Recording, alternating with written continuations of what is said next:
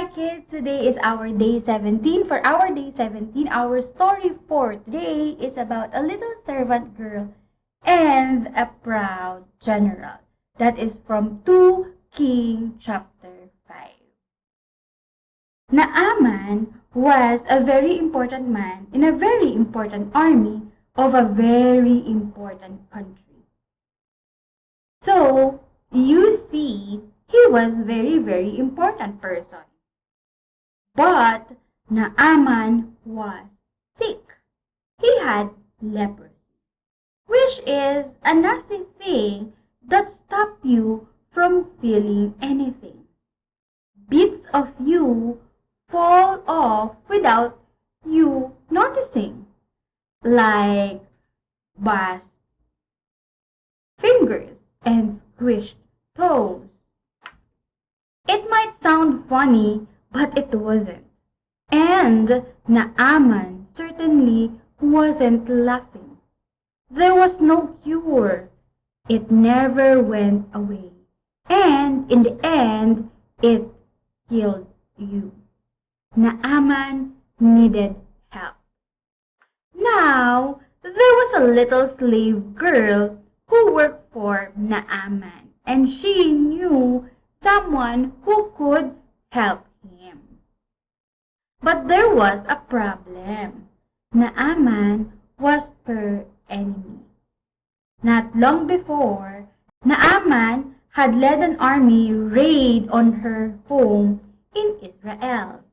He had killed her whole family, carried her off to Syria, and made her into his slave. Every night, she cried herself to sleep. She had lost everything. Why would she, of all people, wanted to help Naaman? Didn't she hate him and want to hurt him back? Didn't she want to make him pay for all the wrong he'd done? That's what you would expect. But instead of hating him, she loved him. Instead of hurting him back, she forgave him. I want Naaman to get well, she said to her mistress. There's a man in Israel called Elisha who can heal him. I'll go, said Naaman, loading up his wagon and putting on his flashing armor. But I'll go to the palace because that's where someone important like me, he gets healed.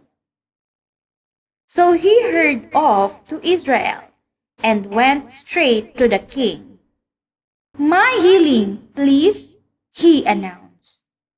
I can do lots of things, the king replied, but only God can heal. Just then, a message from Elisha arrived. Send Naaman here, it read. So Naaman hurried off to Elisha's house. But Elisha didn't even come out and greet him. He sent his servants instead. Doesn't Elijah realize who am I? Naaman thought.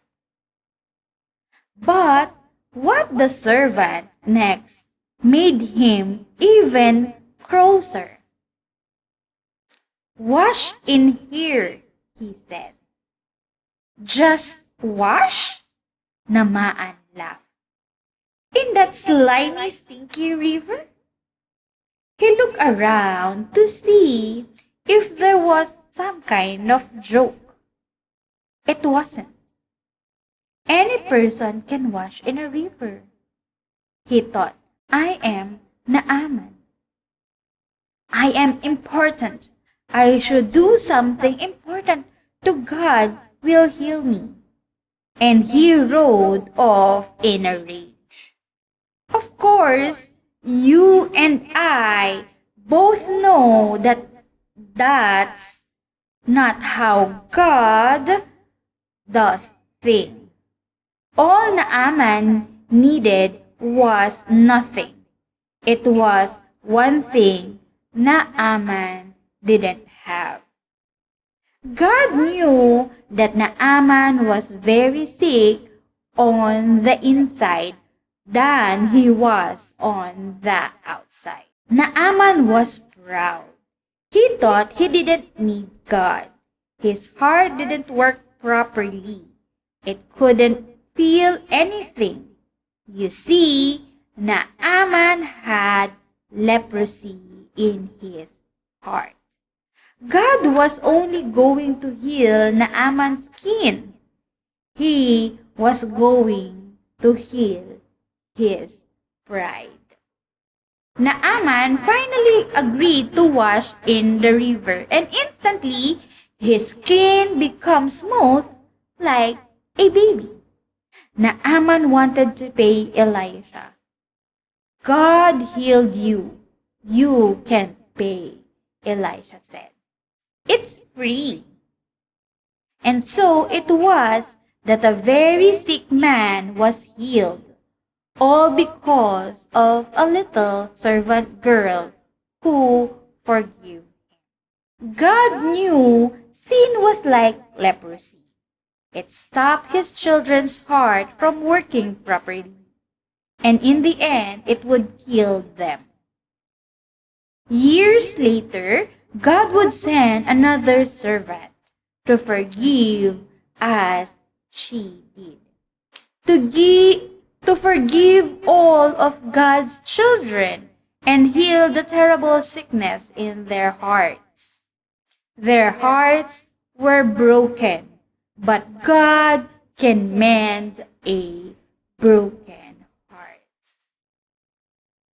Thank you, kids. Our story for today is about the story of the little slave girl and Naaman.